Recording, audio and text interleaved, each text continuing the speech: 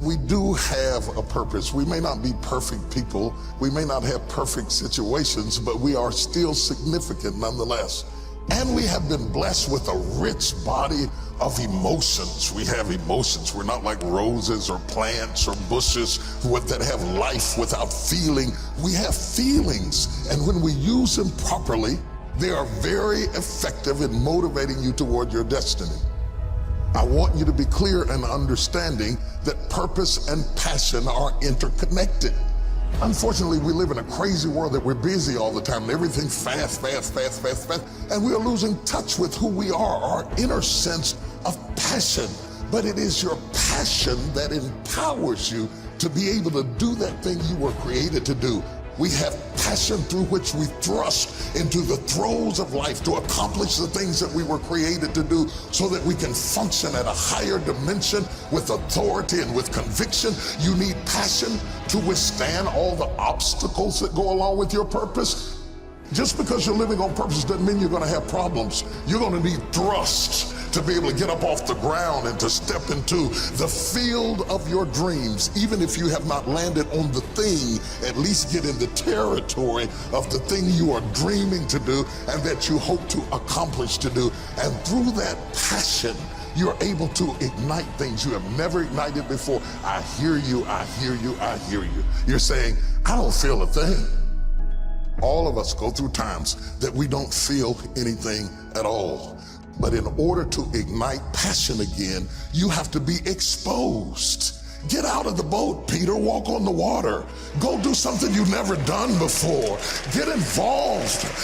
Get connected.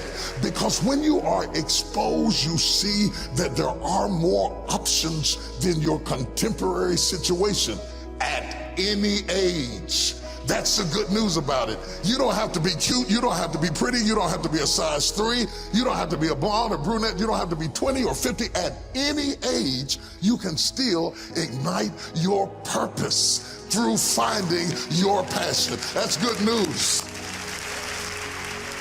What then do we do with the lulls in life? The dark shadows in life. We all have them.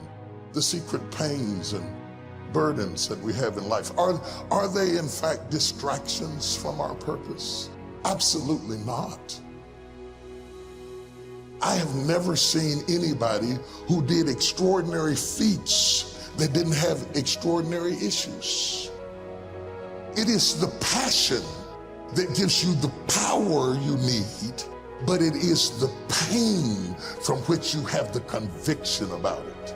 If you had not been through some pains, you would not have the burning to do what you do. I believe that children are like arrows. They need to be directed. You aim them at the thing you want them to hit, but you don't push an arrow, you pull it away from it. And it is the digression that causes the progression. If your life has been tough and it's been hard and you had to pull yourself up by your bootstraps and your childhood wasn't so good, guess what? That was just the arrow being pulled back so that when you are released, you can thrust after the thing you're after. So you don't have to grieve over what you didn't get and what didn't happen and how you were treated and who didn't raise you and who didn't love you. You don't have to grieve about it at all. Once you understand, the greater the digression, the stronger the progression.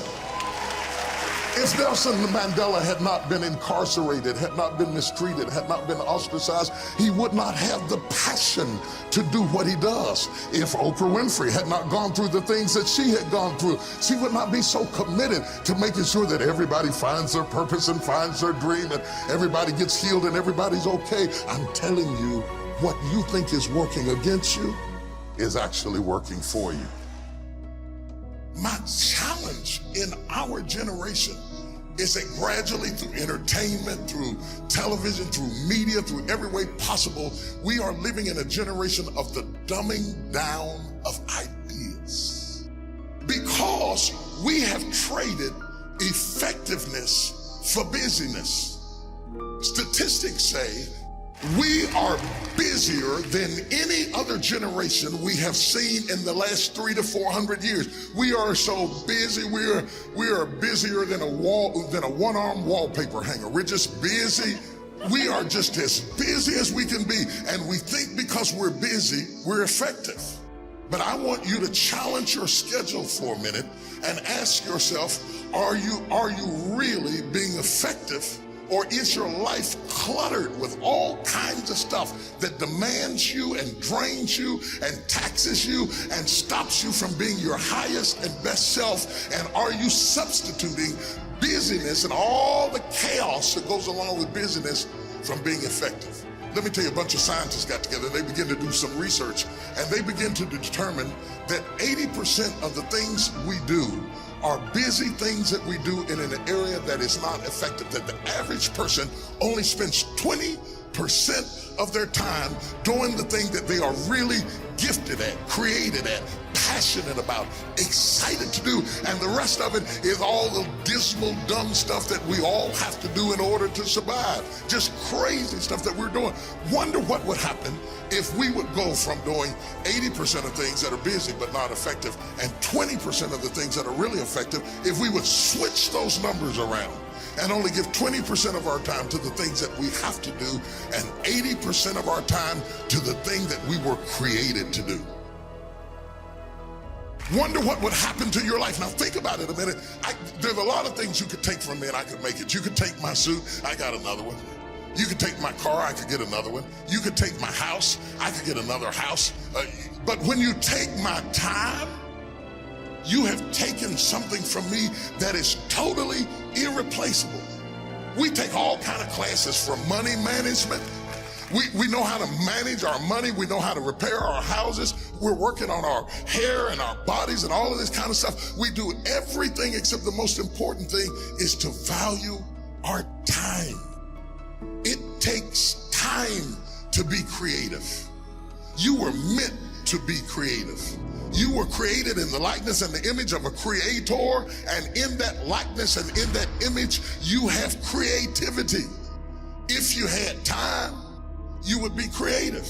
But in the absence of time and with busyness and clutter and the phone, beep, beep, beep. Y'all got music playing on your phone, all kinds of stuff. And no matter what kind of song you put on it, after a while you hate to hear it, because every time you hear that sound, you know it's somebody else wanting something else from you that's taking you away from what you are gifted and creative to do. This is a life class. That means that we have an opportunity to learn how to maximize our lives. Think of the things that you're doing that somebody else could be doing. And think of yourself as a precious commodity that you are going to reserve your energy for your highest and best use. The first thing we teach people that understand their significance, if you are doing anything that somebody else in your life could do, you are not reserving yourself for your highest and best use. We are not using our life, our time, our energy for our highest and best use. And something in the back of this brain back here is going ding, ding, ding, ding, ding, ding, ding, ding, ding. You're missing it.